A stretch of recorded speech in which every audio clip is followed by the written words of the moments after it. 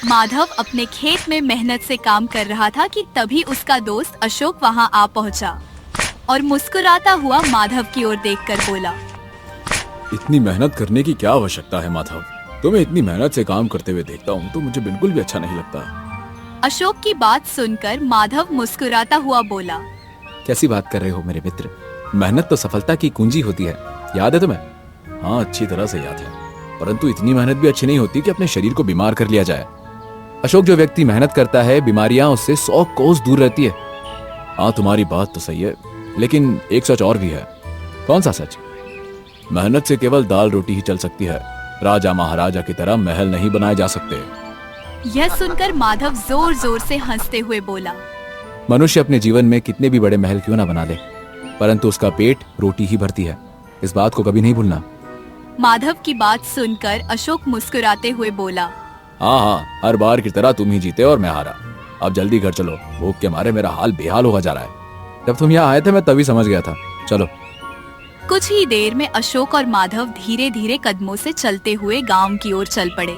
रास्ते में अशोक माधव से बोला, जब तक तुम्हारे हाथ का बना हुआ खाना नहीं खा लेता तब तक मुझे नींद नहीं आती है।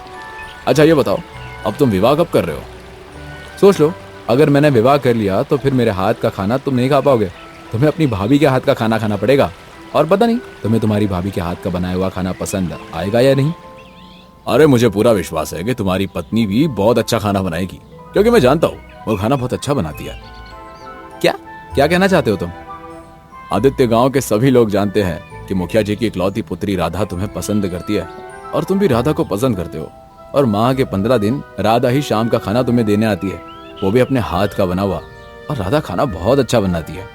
अशोक की बात सुनकर माधव हंसने लगा।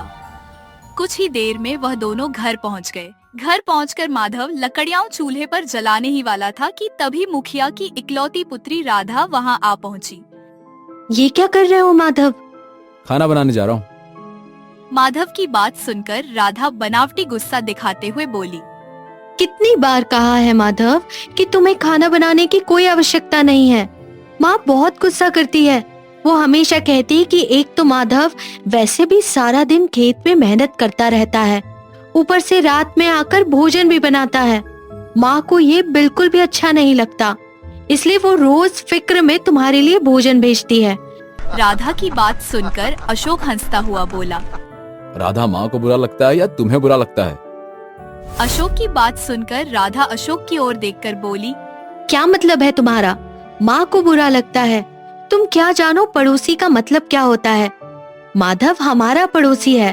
वो पड़ोसी ही क्या जो एक दूसरे के सुख दुख में काम ना आए। और वैसे भी माँ कहती है जब माधव की माँ जीवित थी तब वो मेरी माँ की बहुत अच्छी सहेली थी। इतना कहकर राधा भोजन देकर वहाँ से चली गई।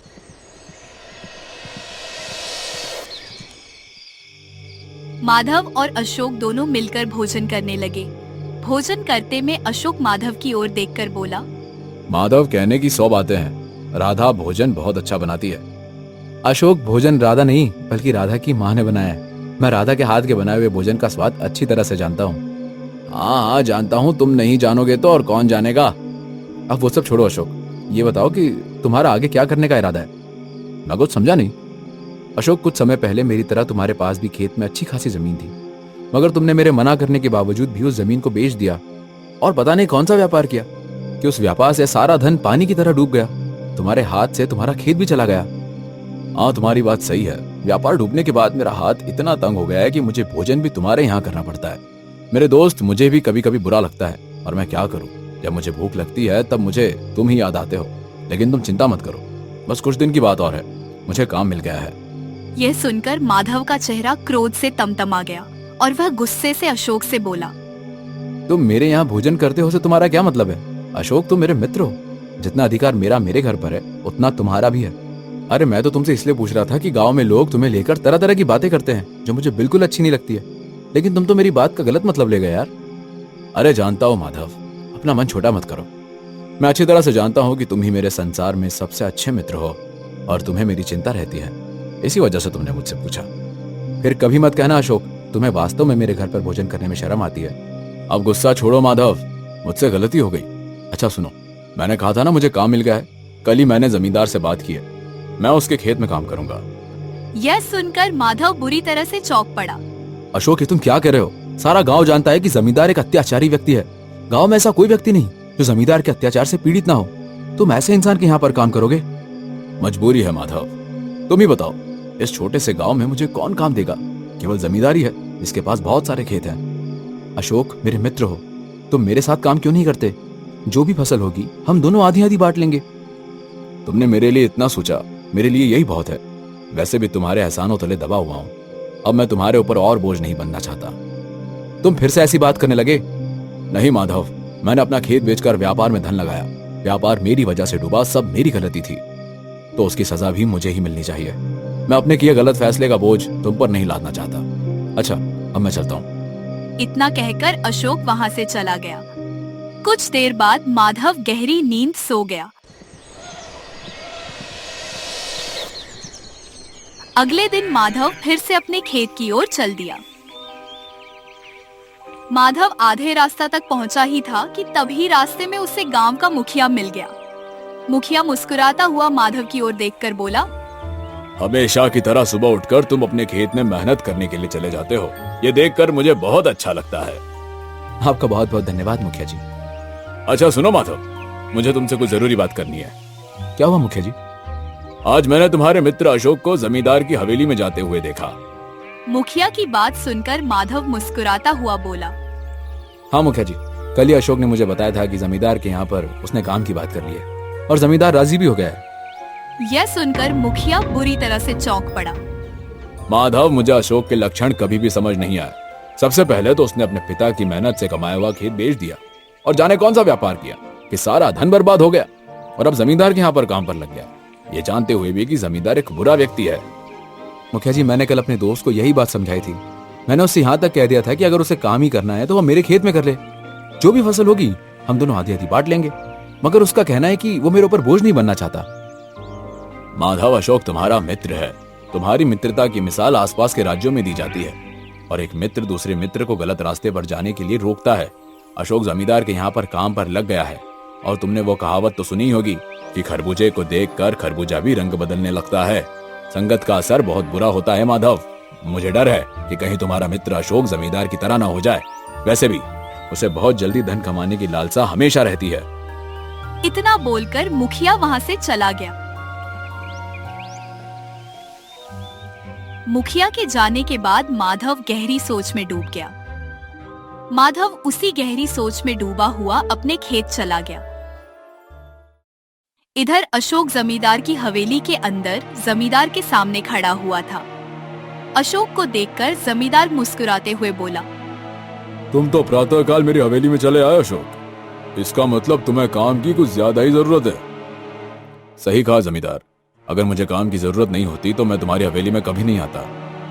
जानता हूँ तुम क्या कहना चाहते हो। तुम और तुम्हारा मित्र माधव मुझे इस गांव का सबसे बड़ा अत्याचारी इंसान मानते हो, लेकिन मुझे तुम दोनों की सोच से, यहाँ तक कि इस पूरे गांव की सोच से कोई फर्क नहीं पड़ता। मेरी बात ध्यान से सुनो। तुम्हें याद तो होगा कि जब तुमने मुझसे काम मांगा था तो मैंने तुमसे कहा था कि अगर मैं तुमसे कोई भी काम करवाऊं तो वो तुम्हें करना होगा। याद है? तो फिर जाओ, जाकर मेरे कक्ष की सफाई करो और उसके बाद खेत चले जाना। वहां जाकर तुम्हें मेरे नौकर बता देंगे कि वहां क्या करना है। जमींदार की बात सुनकर अशोक जमींदार के कक्ष में चला गया और उसके कक्ष की साफ सफाई करने लगा। तभी अशोक की नजर अलमारी में रखे हुए एक बहुत पुराने कागज पर पड़ी। अशोक उस प्राचीन कागज की ओर देखकर अपने आप से बोला, ये तो कोई नक्शा मालूम पड़ता है। अशोक उस नक्शे को बहुत गौर से देखता हुआ अपने आप से बोला, ये तो हमारे गांव के नजदीक उस खंडरनुमा महल का नक्शा है। इस नक्शे के मुताबिक तो उस खंडरनुमा महल के अंदर कोई खजाना दबा हुआ है। इतना बोलकर अशोक ने उस नक्शे को बड़ी ही चालाकी से अपनी जेब में रख लिया।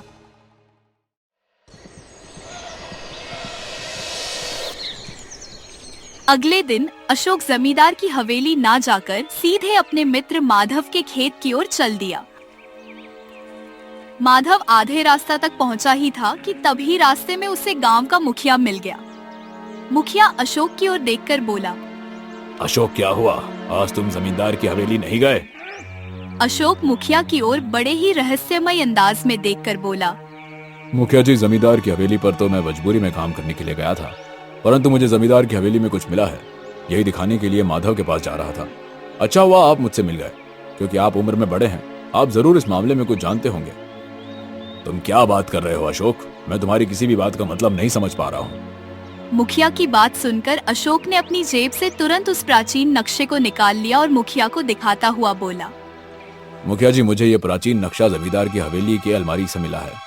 इस नक्शे के मुताबिक हमारे गांव के पास जो खंडर नुमा महल है, उसके अंदर खजाना दबा हुआ है।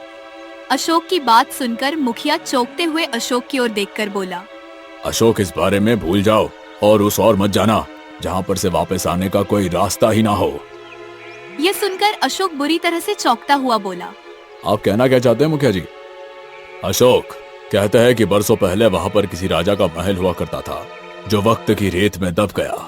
तुम जो नक्शा अपने हाथ में लिए टहलते फिर रहे हो, पहले यही नक्शा लोगों की जुबान पर था। सच बताऊं अशोक, तो उस खंडर नुमा महल के अंदर खजाने के लालच में आज तक जो भी गया, वो कभी वापस लौट कर नहीं आया। इतना बोलकर मुखिया वहां से चला गया। मगर अशोक, जिसके मन में हमेशा से बहुत ही जल्द धनवान बनने की लालसा रहती थी, सीधा अपने मित्र माधव के खेत में चला गया। अशोक ने देखा कि माधव अपने खेत में मुखिया की पुत्री राधा के साथ बैठा हुआ था। अशोक को देखकर माधव चौंकता हुआ बोला, क्या तुमने अपना फैसला बदल दिया अशोक? लगता है तुम पहले दिन ही जमींदार की हवेली में काम करके समझ गए होंगे कि जमींदार हम सबकी सोच से भी बहुत ज्यादा बुरा इंसान है। नहीं माधव, मैं यहाँ पर जमींदार के सिलसिले में नहीं, बल्कि तुम्हें कुछ दिखाने आया हूँ। क्या मतलब? अशोक ने तुरंत अपनी जेब से उस प्राचीन नक्शे को निकालकर माधव और राधा के सामने रख दिया और उन दोनों को सारी घटना बताते हुए बोला, राधा के पिता कुछ देर पहले मुझसे कह रहे थे कि बरसों पहले उस खंडर नुमा महल के अंदर दबे हुए खजाने के बारे में पहले गांव के बहुत सारे लोग जानते थे, मगर जो कोई भी उस खजाने के लालच में वहां गया, आज तक वापस लौट कर नहीं आया। अगर ऐसी बात है तो फिर तो वहाँ जाना बहुत ही खतरनाक होगा। मुझे लगता है हमें पिताजी की बात माननी चाहिए। राधा, मेरा मन भी यही कहता है, मगर सोचो, अगर हम सब उस खजाने की तलाश में जाएं और खजाना पाने में सफल हो जाएं, तो रातों रात हम धनवान बन सकते हैं। अशोक की बात सुनकर राधा क्रोधित होती हुई बोली, तुम तो हमेशा बहुत जल्द धनवान बनने के बारे में ही सोचते रहते हो अशोक। मुझे डर है तुम्हारा ये लालच कहीं हम सबको किसी भारी मुसीबत में न डलवा दे। राधा की बात सुनकर अशोक शांत स्वर में राधा और माधव की ओर देखकर बोला, राधा, कल मैंने जमींदार की हवेली में पहले दिन काम किया और मैं पहले दिन ही जान गया कि हमारे गांव के न जाने कितने किसान जमींदार के कर्ज तले दबे हुए हैं। सोचो, अगर हम उस खजाने को पाने में कामयाब हो जाते हैं तो फिर हम अपने गांव के गरीब किसानों को जमींदार के अत्याचारों से मुक्ति दिला सकते हैं। हम खजाने का सारा धन लोगों की भलाई के लिए लगा सकते हैं। और वैसे भी माधव, मुझे ये खजाने का नक्शा जमींदार की हवेली के अंदर उसके ही कक्ष में मिला है। माधव, इस बात की गहराई तक सोचो, जमींदार अब तक इस नक्शे को क्यों रखा हुआ है? वो जरूर उस खजाने को पाने की लालसा में रहता होगा। इससे पहले कि जमींदार वहां पहुंचे, मुझे लगता है कि हम तीनों को वो खजाना जमींदार से पहले हासिल कर लेना चाहिए। अशोक की बात सुनकर राधा और माधव एक दूसरे की ओर देखने लगे। खजाने का तो मुझे पता नहीं मेरे मित्र, लेकिन तुम्हारे मन में गरीब किसानों के प्रति दया देखकर मुझे बहुत अच्छा लगा। आज तुम्हारी बातें सुनकर मुझे तुम्हारे ऊपर गर्व महसूस हो रहा है कि तुम मेरे मित्र हो। तभी राधा गहरी सोच में डूबती हुई माधव से बोली, माधव, पिताजी ने कहा है कि वहाँ कोई भी गया तो आज तक कभी वापस नहीं आया। इसका मतलब ये है कि उस खंडर में कोई ना कोई रहस्य जरूर है। मुझे लगता है कि हमें एक बार गांव के नजदीक तालाब के पास रहने वाले साधु महाराज से बात करनी चाहिए। तालाब के किनारे वाले रहने वाले साधु महाराज इसमें हमारी क्या सहायता कर सकते हैं? मेरी माँ बताती है कि वो साधु वर्षों से उसी तालाब के किनारे रह रहे हैं। उनके अंदर कुछ दिव्य और चमत्कारिक शक्तियाँ भी है। और मत भूलो अशोक, तालाब के किनारे से कुछ दूर स्थित ही वो महलनुमा खंडर भी है। मुझे लगता है हम सबको सबसे पहले जाकर साधु महाराज से परामर्श लेना चाहिए। ठीक है राधा, अगर तुम्हारी यही मर्जी है तो सबसे पहले हम साधु महाराज के पास जाएंगे। कुछ ही देर में वह तीनों तालाब के किनारे बनी हुई एक झोपड़ी के सामने खड़े हुए थे, जिसके बाहर एक साधु आंखें बंद किए बैठे थे। अचानक साधु अपनी आंखें खोलकर उन तीनों की ओर देखकर बोले, तुम तीनों कौन हो और यहाँ क्या करने आए हो? साधु की बात सुनकर माधव साधु को सारी घटना बताता हुआ बोला। साधु महाराज, उस खंडरनुमा महल में जाने से पहले हम तीनों को यही लगा कि हमें आपसे इस बारे में बात करनी चाहिए। साधु महाराज, आप वर्षों से खंडरनुमा महल के नजदीक इस तालाब के किनारे रह रहे हैं और मेरी माँ बताती है कि आप एक दिव्य साधु हैं। क्या आप जानते हैं कि वर्षों से आखिर उस खजाने की खोज में उस खंडर के अंदर कोई भी गया है? वो आज तक वापस क्यों नहीं आया? साधु बड़े ही रहस्यमय अंदाज में उन तीनों की ओर देखकर बोले। क्योंकि उस खंडर के अंदर एक जादुई पक्षी रहता है और कोई बुरी नीयत से उस खंडर के अंदर अगर खजाना हासिल करने के लिए जाता है तो उस जादुई पक्षी की आंखों से आग निकलने लगती है और लालची व्यक्ति फिर कभी भी उस महल नुमा खंडर से वापस नहीं आ पाता। यह सुनकर अशोक, माधव और राधा बुरी तरह से घबरा गए। राधा माधव की ओर देखकर बोली, अगर ऐसी बात है तो फिर हम तीनों को वहाँ पर कदम भी नहीं रखना चाहिए। अशोक गहरी सोच में डूबते हुए साधु से बोला। साधु महाराज, मुखिया जी ने मुझे ये बताया तो था कि उस खंडरनुमा महल के अंदर जो भी खजाना हासिल करने के लिए गया है वो आज तक वापस नहीं लौटा, परंतु उन्होंने पक्षी के बारे में तो नहीं बताया। क्योंकि जो भी लालच से भरा हुआ व्यक्ति उस खंडहर के अंदर जाता है वो वापस नहीं आता, तो फिर उस पक्षी के बारे में कोई कैसे बता सकता है? परंतु एक रहस्य और है। ये सुनकर अशोक निराश हो गया। साधु महाराज, इसका मतलब हम उस खजाने को कभी हासिल ही नहीं कर पाएंगे। साधु रहस्यमयी अंदाज में अशोक से बोला। अगर तुम तीनों में से एक भी मन का सच्चा इंसान हुआ जिसका मन लालच से कोसों दूर है, तो वह जादुई पक्षी उस सच्चे इंसान की वजह से तुम दोनों के ऊपर कोई भी प्रहार नहीं कर सकता। उस एक व्यक्ति की वजह से तुम दोनों सुरक्षित रह सकते हो और उस एक व्यक्ति की वजह से तुम आसानी से उस खजाने को पा सकते हो। यह सुनकर तीनों दोस्त पूरी तरह से चौंक पड़े। मैं आपकी बात का मतलब नहीं समझा। मैंने अभी जो भी कहा उसे गहराई से सोचना, तुम्हें समझ आ जाएगा। और हाँ, मैं हमेशा यही रहता हूँ, मैं तुम्हें यही मिलूंगा। कुछ देर बाद वह तीनों खेत में वापस आ गए। मुझे लगता है कि हम तीनों को खजाने के बारे में विचार छोड़ देना चाहिए। नहीं राधा, तुमने शायद साधु महाराज की बात को गौर से नहीं सुना। उन्होंने कहा कि अगर हम तीनों में से एक भी मन का सच्चा हुआ जो लालच से कोसों दूर है, तो हम उस व्यक्ति की वजह से बच सकते हैं और खजाने को हासिल कर सकते हैं। और मुझे लगता है कि वो हम तीनों में एक ही व्यक्ति है। कौन है वो? तुम। और कौन? तुम्हारे मन में दूसरों के प्रति प्रेम है और तुम हमेशा गरीबों की चिंता करते हो और तुम्हारा मन लालच से भी दूर है। यह सुनकर राधा बुरी तरह से चौंक पड़ी। अशोक सही कहता है माधव, हम तीनों में से केवल तुम ही हो जिसके मन में कोई लालच नहीं है। अब मुझे साधु महाराज की बात की गहराई समझ आ रही है। उन्होंने कहा था कि मेरी बात को गहराई से सोचना। तो तुम कहना क्या चाहती हो? मुझे लगता है कि एक बार प्रयास करने में क्या जाता है। अगर हम तीनों को खजाना मिल जाता है तो उस खजाने की वजह से गांव के तमाम गरीब किसानों को जमींदार के अत्याचारों से मुक्ति मिल सकती है। ठीक है राधा, अगर बात गरीब किसानों को बचाने की है तो फिर मैं कुछ भी करने के लिए तैयार हूँ। कुछ ही देर में वह तीनों खंडहर नुमा महल के बाहर खड़े हुए थे। उस महल के चारों ओर घनी झाड़ियां थीं और वहां पर एक अजीब सा सन्नाटा फैला हुआ था। उस महल नुमा खंडहर को देखकर ऐसा लगता था मानो हजारों वर्षों पहले वहां पर कभी महल हुआ करता हो जो वक्त की रेत में कहीं खो गया हो। राधा माधव और अशोक की ओर देखकर बोली, मुझे लगता है हम दोनों को अंदर जाना चाहिए। पहला कदम मैं रखूंगा। इतना बोलकर माधव बगैर डरे उस महल के अंदर प्रवेश कर गया। माधव को देखकर राधा और अशोक भी महल के अंदर चले गए। वह तीनों महल के अंदर गए ही थे कि तभी एक पक्षी उड़ता हुआ उन तीनों के पास आकर बैठ गया और उन तीनों को घूरने लगा। अचानक वह मनुष्य की आवाज में उन तीनों की ओर देखकर बोला, कौन हो तुम तीनों? क्या तुम्हें पता नहीं यहाँ जो भी आता है वो जीवित नहीं जाता? पता है। और उसके बाद भी तुम यहाँ मरने के लिए चले आए? तुम तीनों यहाँ खजाना हासिल करने के लिए आए हो ना? राधा डरते हुए जादुई पक्षी से बोली, हाँ। ठीक है, तो फिर मेरा तुम तीनों से एक एक सवाल है। अगर तुम तीनों में से किसी एक ने भी मेरे सवाल का सही उत्तर दे दिया तो तुम अपनी खोज जारी रख सकते हो। मगर मेरे सवाल का उत्तर तुम तीनों ने गलत दिया तो फिर तुम कभी यहाँ से बाहर नहीं जा पाओगे। क्या तुम्हें मंजूर है? हाँ, मुझे मंजूर है। ठीक है, तो मेरा पहला सवाल यह है कि खजाना हासिल करने के बाद तुम तीनों सबसे पहले क्या करोगे? मेरे पिता हमेशा मेरे विवाह को लेकर बहुत चिंतित रहते हैं, खास तौर से दहेज को लेकर।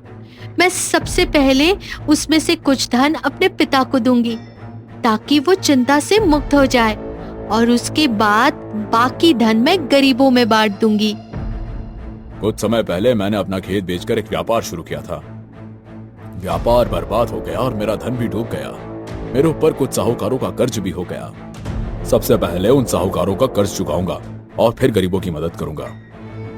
जादुई पक्षी माधव की ओर देखकर घूरने लगा।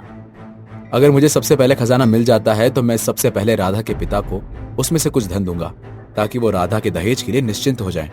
और फिर उसके बाद अपने मित्र का कर्ज चुकाऊंगा जो साहूकारों से उसने ले रखा है। और फिर उसके बाद वो सारा खजाना मैं उन गरीबों में बांट दूंगा जो जमींदार के कर्ज के तले दबे हुए हैं। तो क्या तुम उस खजाने से कुछ नहीं लोगे? नहीं, मैं एक मेहनती इंसान हूँ। मेहनत करके अपने खेत में हल चलाता हूँ। मुझे मेहनत से ही 2 वक्त की रोटी मिल जाती है। मेरे लिए इतना ही काफी है। यह सुनकर जादुई पक्षी खुश हो गया और राधा और अशोक की ओर देखकर बोला, तुम दोनों ने सबसे पहले अपने लिए मांगा। तुम दोनों ने सबसे पहली प्राथमिकता अपने लिए रखी, इसलिए तुम्हारा उत्तर गलत था। मगर तुम्हारे मित्र माधव ने पहली प्राथमिकता तुम दोनों के लिए रखी और दूसरी प्राथमिकता गरीबों के लिए रखी। उसने अपने लिए कुछ नहीं मांगा। माधव ही खजाने का असली वारिस है। जो दूसरों के लिए जीता है वही सच्चा इंसान होता है। तुम अपने दोस्त की वजह से बच गए। इतना कहकर वह जादुई पक्षी गायब हो गया। तुमने तो कमाल कर दिया मेरे मित्र। लेकिन अब कमाल करने की बारी तुम्हारी है। नक्शा तुम्हारे पास है, बताओ वो खजाना कहाँ है? अशोक ने सबको अपने साथ आने के लिए कहा।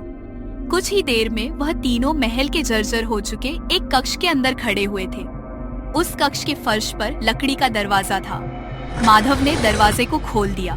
नीचे सीढ़ियां बनी हुई थी। नक्शे के मुताबिक खजाना तहखाने में है। माधव ने तुरंत एक पुरानी मशाल को उठाकर जला लिया और जलती हुई मशाल लिए राधा के साथ नीचे उतर गया। उन दोनों के जाते ही अचानक अशोक के होठों पर रहस्य में मुस्कुराहट आ गई और उसने तुरंत दरवाजे को बंद कर दिया। यह देखकर नीचे राधा और माधव पूरी तरह से चौंक पड़े। ये तुम क्या कह रहे हो अशोक? मूर्ख, तुम और राधा इसी तहखाने में रहकर हमेशा के लिए खत्म हो जाओगे और मैं और जमींदार खजाने को लेकर ऐश करेंगे। यह सुनकर राधा और अशोक बुरी तरह से चौंक पड़े। क्या कहना चाहते हो तुम? माधव, ये सच है कि मैं तुम्हारा मित्र हूँ, परंतु उतना ही सच ये भी है कि तुम मेरे मित्र कभी नहीं थे। तुम हमेशा मुझसे एक कदम आगे रहे। यहाँ तक कि मेरे गांव में हर कोई तुम्हारी प्रशंसा करता रहा, मेरी नहीं। मैं हमेशा इसी मौके की तलाश में था। तभी वहाँ पर जमींदार पहुँचा और अशोक की ओर देखकर मुस्कुराता हुआ बोला, लगता है तुमने अपने दोनों मित्रों को तहखाने में बंद कर दिया। इतना कहकर जमींदार अशोक से बोला, माधव, अशोक मेरा खास आदमी है। ये मेरे लिए ही काम करता है। उसने तो तुमसे मित्रता करके अच्छाई का नकाब ओढ़ रखा था। अशोक का नक्शे को तुम्हारे पास लेकर आना मेरी ही योजना का हिस्सा था, क्योंकि मैं उस जादुई पक्षी का रहस्य जानता था।